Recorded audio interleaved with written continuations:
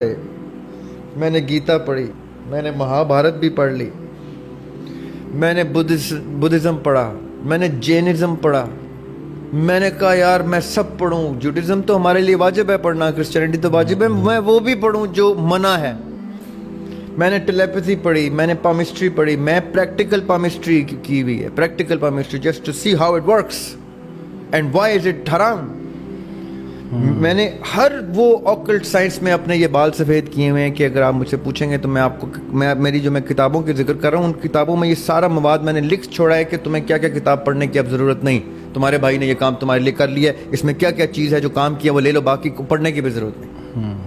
یہ میرا فرض سمجھ کے میں نے کر دیا. اب میں آپ کو بتاتا ہوں یہ جتنی سائنٹیفک ڈس آرڈرز ہیں اس کا ایک علاج قرآن نے اتنا خوبصورت دیا ہوا اور وہ آیت الکرسی. اچھا،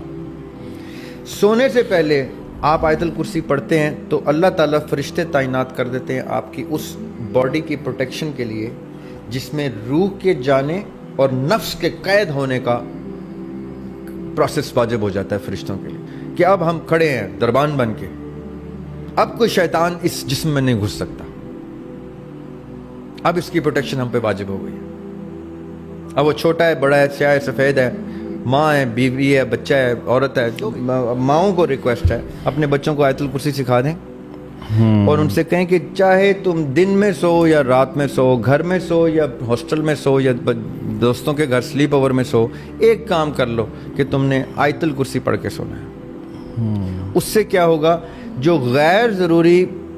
پرابلمز جن کو اسپلٹ پرسنالٹی ڈس آرڈر تک کہتے ہیں، جن کو اسکیزوفرینیا تک کہا جاتا ہے، یہ اتنی بڑی سائنس ہے، یہ کبھی ہم پھر کسی اس کے اوپر بھی سیر اصل گفتگو کر لیں گے. اس کے سد باب ہو جاتا ہے from the very source of sleep جب آپ آیت الکرسی پڑھ لیتے ہیں. اس کے بعد آپ کا بچہ بڑا جو بھی ہے وہ سلیپ پیرالسس بھی نہیں دیکھے گا انشاءاللہ، وہ سلیپ ایپنیا بھی نہیں دیکھے گا انشاءاللہ. میں سلیپ ایپنیا کا پیشنٹ رہا ہوں. اچھا، اور اتنا شدید پیشنٹ رہا ہوں کہ مجھے اس کا ماسک تک منگوانا پڑ گیا تھا بھائی سے امریکہ سے کہ اس کا ایک ماسک ہوتا ہے وہ پہن کے آپ سوتے ہیں، کیونکہ وہ نیئر ڈیتھ ایکسپیرینس ہوتا ہے، اس میں سانس بند ہو جاتی ہے اور آپ چھلانگ مار کے گرتے ہیں، سانس کی طلب میں آپ بھاگ رہے ہوتے ہیں پاگلوں کی طرح، سانس نہیں آ رہی ہوتی. پھر میں نے جب اللہ تعالیٰ کی طرف رجوع کیا اور کلام میں پاک پڑھنا شروع کیا، میں نے کہا کہ دیکھوں تو صحیح کہ ایسے کیا معاملات ہیں جس میں جو دین میں جس کا علاج نہیں، ایسا ہو نہیں سکتا. میری ساری بیماریوں کو، مجھے بہت سی بیماریوں سے اللہ تعالیٰ نے نوازا تھا، اللہ تعالیٰ بڑا کرم ہے میرے اوپر، اللہ تعالیٰ نے اس طرح کی نعمتیں بہت دی ہیں مجھے. تو مجھے ان سے ڈائریکشن ملی تو میں نے آیت الکرسی سے اپنے سلیپ ایپنیا کا علاج نکالا. جب میں بھول جاتا ہوں آج بھی